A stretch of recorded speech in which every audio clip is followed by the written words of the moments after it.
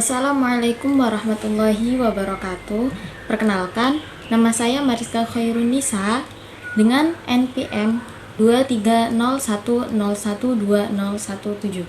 Saya dari Prodi Pendidikan Agama Islam, kelas F. Di sini saya akan memenuhi tugas mata kuliah Masailul Fiqih yang diampu oleh Bapak Ahmad Arifin MPDI. Baik, di sini saya akan menjelaskan sedikit materi terkait pernikahan secara online.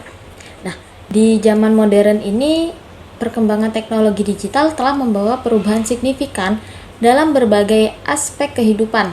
Nah, termasuk dalam pelaksanaan pernikahan. Pernikahan online yang juga dikenal sebagai pernikahan virtual, yang memungkinkan pasangan untuk melangsungkan pernikahan tanpa harus bertemu secara fisik. Pernikahan online ini adalah akad nikah yang dilakukan secara virtual melalui platform digital seperti Zoom, Google Meet, atau aplikasi video call lainnya. Nah, pasangan dapat melangsungkan pernikahan tanpa harus bertemu secara fisik di lokasi yang sama. Pernikahan secara online ini perbedaan utamanya adalah lokasi. Nah, pernikahan online tidak terikat pada satu tempat atau pada tempat tertentu.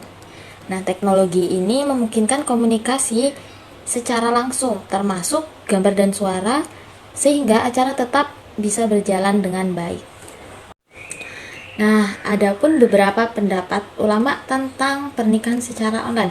Yang pertama yaitu dari madhab Syafi'i. Menurut madhab Syafi'i, pernikahan melalui video call itu tidak sah karena alasan utamanya adalah bahwa akad nikah harus dilakukan secara langsung dan disaksikan oleh dua saksi yang dapat melihat dan mendengar proses pernikahannya.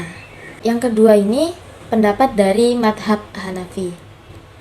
Mereka berpendapat bahwa pernikahan melalui video call ini lebih baik daripada hanya melalui telepon.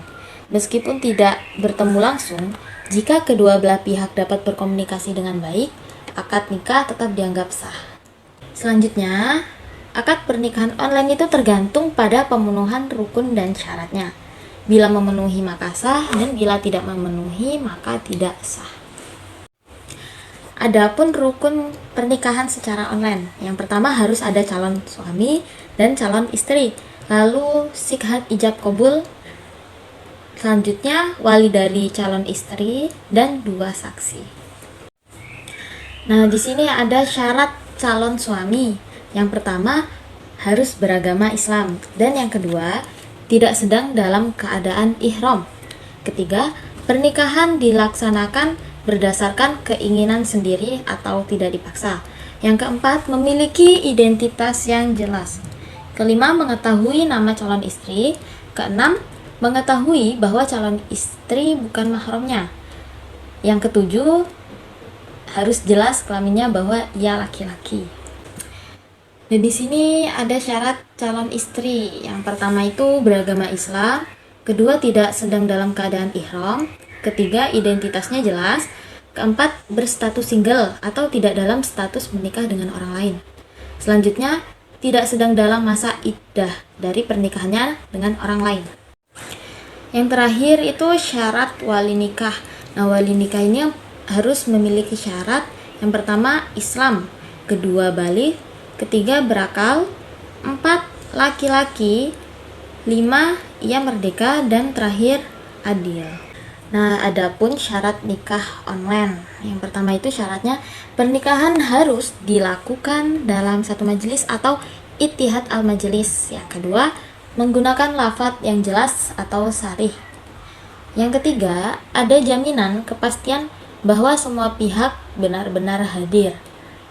Yang keempat, calon pengantin pria, wali nikah, dan kedua saksi dapat terhubung melalui jaringan virtual baik suara maupun video. Jadi, pernikahan lewat internet ini sah asalkan semua syarat dan rukun nikah itu terpenuhi. Dan termasuk kehadiran calon suami, calon istri, persetujuan qabul, dua saksi, dan wali. Selama semua pilar ini ada dan kedua mempelai setuju, pernikahan online bisa dianggap sah. Dan berdasarkan fikih munakahat dan hukum agama, pernikahan tersebut diterima sebagai sah. Oke, itu tadi sedikit penjelasan materi terkait pernikahan secara online. Saya Mariska Khairunisa. Bila ada salah kata, saya minta maaf dan kepada Allah saya mohon ampun. Saya akhiri. Wassalamualaikum warahmatullahi wabarakatuh.